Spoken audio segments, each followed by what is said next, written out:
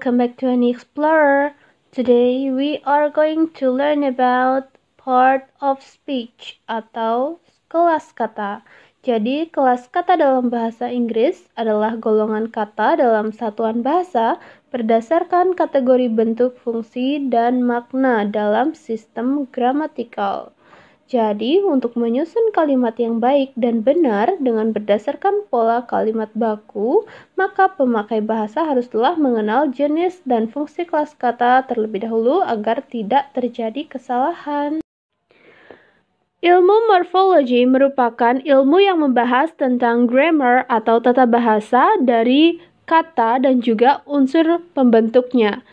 Jadi, dalam ilmu morfologi menjelaskan tentang perbedaan kelas kata yang dapat dibagi menjadi beberapa kelas yang berbeda dan menyebutkan bahwa beberapa kata juga bisa berubah menjadi bentuk yang berbeda.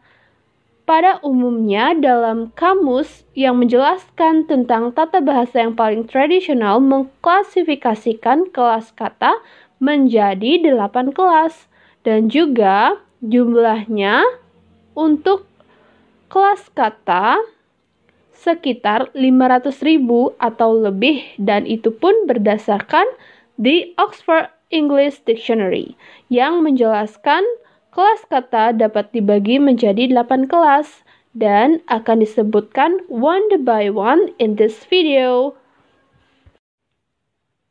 Sekarang kita akan mempelajari part of speech one by one. Yang pertama, noun atau kata benda merupakan nama dari orang, nama dari seseorang, sesuatu atau benda. Contohnya, nama Rina, nama benda table atau meja, pen atau pulpen. Contoh kalimatnya, I use a red pen. Saya menggunakan pulpen berwarna merah.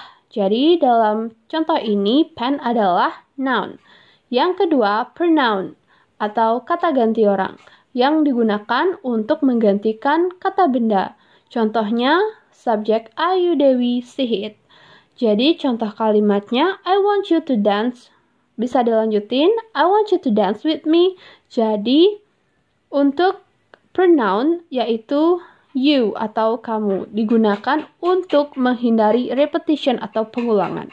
Yang ketiga ada adjektif yang digunakan untuk memodifikasikan kata benda.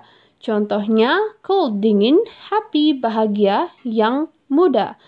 Contoh kalimatnya I'm happy, saya bahagia. Happy termasuk ke dalam adjektif. Yang keempat ada verb yang menunjukkan action atau suatu tindakan. Verb disebut juga dengan kata kerja. Contohnya run, lari, speak, berbicara, and write, menulis. Contoh kalimatnya I speak English, saya berbicara bahasa Inggris. Speak termasuk ke dalam verb. Yang kelima ada adverb yang digunakan untuk memodifikasi kata kerja dan juga adjektif. Contohnya slowly atau dengan pelan. Well, baik, very, sangat.